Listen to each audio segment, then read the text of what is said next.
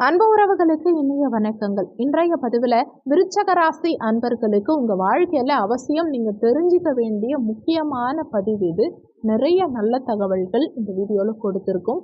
கொஞ்சம் கூட வீடியோவை ஸ்கிப் பண்ணாமல் முழுமையாக பார்க்க முயற்சி செய்யுங்க. வாங்க வீடியோக்குள்ளே போகலாம். விருச்சக ராசியை பொறுத்த வரைக்கும் விசாகம் 4ஆம் பாதம், அனுஷம் 1, 2, 3, 4ஆம் பாதங்கள், கேட்டை 1, 2, 3, 4ஆம் பாதங்களை உள்ளடக்கியது விருச்சக ராசி. விருச்சக ராசிக்கு அதிபதி குரு பகவான். வீடியோவில் சொல்லக்கூடிய பலன்கள் ஆண் பெண் இருபாலருக்கும் பொருந்தக்கூடிய பலன்கள்.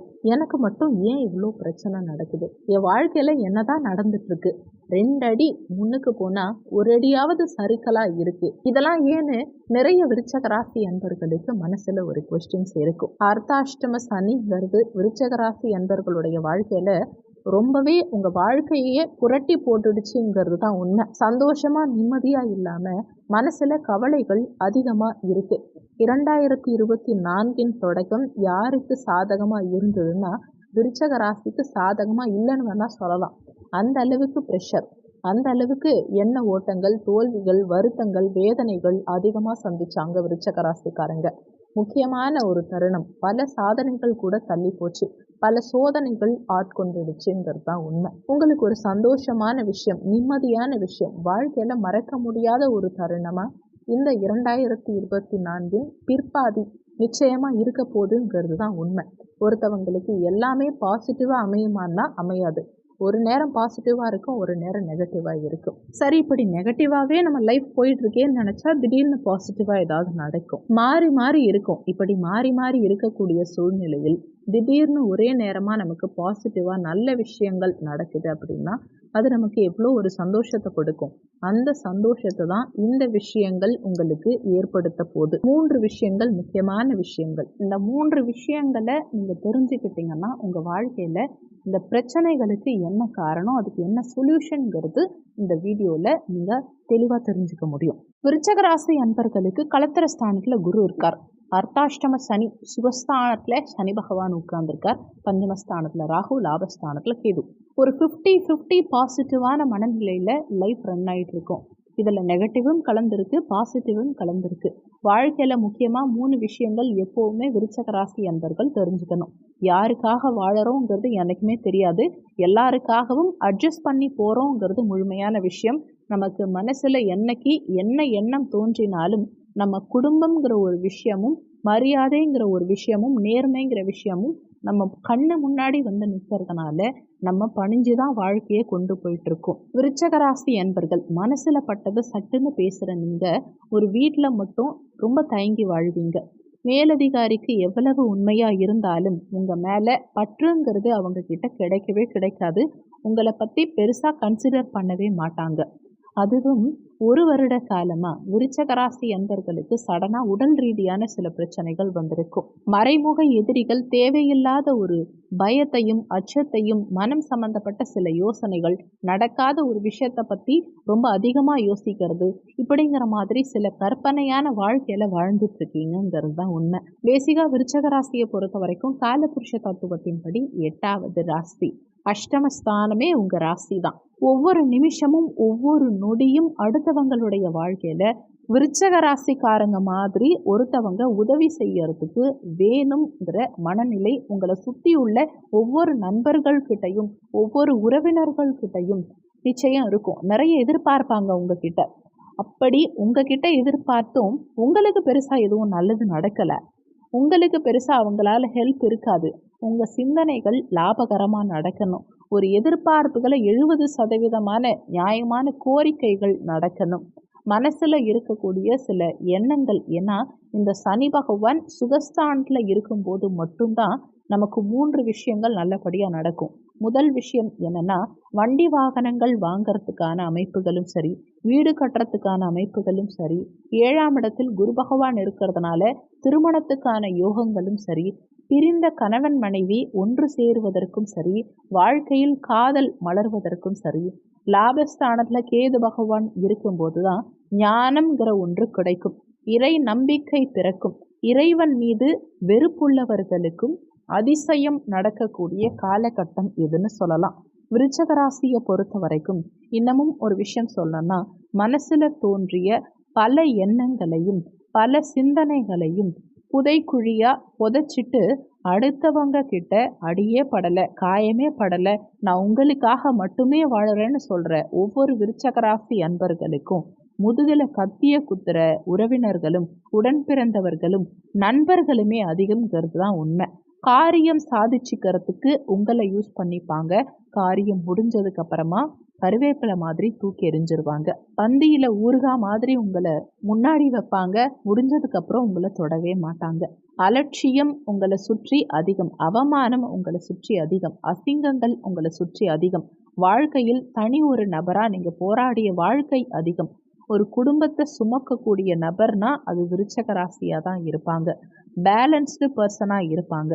சொந்தக்காரிலிருந்து உறவினர்களிலிருந்து எல்லாருக்கும் ஒரு காமனான பர்சன், எல்லாருக்கும் உதவி செய்யக்கூடிய ஒரு பர்சன் அப்படின்னா அது விருச்சக ராசிக்காரங்களா தான் இருக்க முடியும். மகா பெரியவராக இருக்கட்டும், இன்னும் சில அரசியல் தலைவர்களாக இருக்கட்டும், ஆன்மீகத்தில் இருக்கும் சில சொற்பொழிவாளர்களாக இருக்கட்டும், வாழ்க்கையில கை நீட்டி காட்டக்கூடிய உயர்ந்த மனிதர்கள் சிலரும் இல்லை பலரும் இல்லை, விருச்சக ராசியில் அவ்வளோ பேர் இருக்காங்க. அப்படிப்பட்ட விருச்சக ராசிக்கு சோதனையான காலகட்டம் நிறையவே வந்துட்டு போயிருக்கு. ஒரு வருஷத்துல பல துயரங்கள் பல சோதனைகளை சந்திச்சிருக்கீங்க. நல்லா தெரிஞ்சு வச்சுக்கோங்க. மேஷம் மற்றும் மிதுனத்தை நீங்க முடிஞ்ச வரைக்கும் திருமணம் செய்யாதீங்க, பார்ட்னர்ஷிப்லையும் வைக்காதீங்க, யோசிச்சு செயல்படுங்க. விருச்சக ராசியை பொறுத்த வரைக்கும் ஒரு எக்ஸாக்டான வார்த்தை, எக்ஸாக்டான ஒரு விஷயம் நீங்க விட்டு கொடுத்து போகாம உங்க மனசுல தோன்றத வெளியில சொல்லுங்க. நீங்க நிறைய நல்ல விஷயங்கள் செய்யறீங்க, நிறைய பரிகாரங்கள் பண்றீங்க.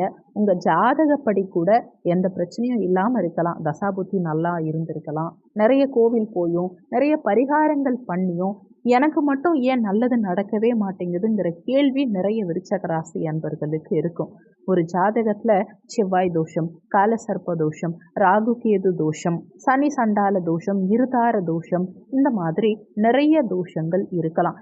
இதுல எந்த தோஷமா இருந்தாலும் அந்த தோஷத்துக்கு நீங்க பரிகாரம் கூட பண்ணியிருக்கலாம். ஆனா பிரச்சனை மட்டும் ஏன் தீரவே மாட்டேங்குதுங்கிறதுக்கு ஒரு முக்கியமான ஒரு விஷயத்த நீங்க தெரிஞ்சுக்கணும். கர்மாங்கிற ஒரு விஷயம் இருக்கு. உங்க தாய் தந்தையுடைய கர்மாக்கள் உங்களை தாக்கலாம். அதாவது உங்க தாய் தந்தை அவங்க தாய் தந்தைக்கு ப்ராப்பரா திதியோ தர்ப்பணமோ கொடுக்காம இருக்கலாம். அவங்க தாய் தந்தையரை அவங்க சரியா கவனிச்சுக்காம இருந்திருக்கலாம். அந்த கர்மா உங்களுக்கு தாக்கத்தை ஏற்படுத்தும். அதே மாதிரி நீங்க முன்ஜென்மத்துல பண்ண கெட்ட கர்மாக்களும் உங்களை இந்த காலகட்டத்தில் தாக்கத்தை ஏற்படுத்தும். அதனால உங்களுடைய முன்ஜென்ம கர்மாவும் கழியணும். இன்னொன்று, இப்போ கரண்ட்ல நீங்க பண்ற விஷயங்கள், அதாவது உங்க பேரண்ட்ஸை உங்க தாய் தந்தைய நீங்க ப்ராப்பரா கவனிச்சுக்காம இருக்கலாம், அல்லது குலதெய்வ கோவிலுக்கு ப்ராப்பரா போகாம இருக்கலாம், குலதெய்வத்தை வணங்காம கண்டுக்காம இருக்கலாம், அல்லது அடுத்தவங்களை பற்றி நீங்கள் தப்பாக பேசுகிறதும் கர்மா தான். உதாரணத்துக்கு அடுத்தவங்க ஒரு விஷயத்த நல்லதாக கூட சொல்லியிருக்கலாம்.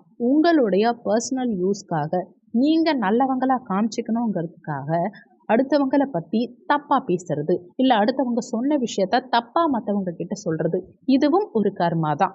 இந்த மாதிரி எந்த கர்மாவாக இருந்தாலும் உங்களுடைய வாழ்க்கையில், அதே மாதிரி உங்கள் குழந்தைகளுடைய வாழ்க்கையில் நிச்சயமாக தாக்கத்தை ஏற்படுத்தும்.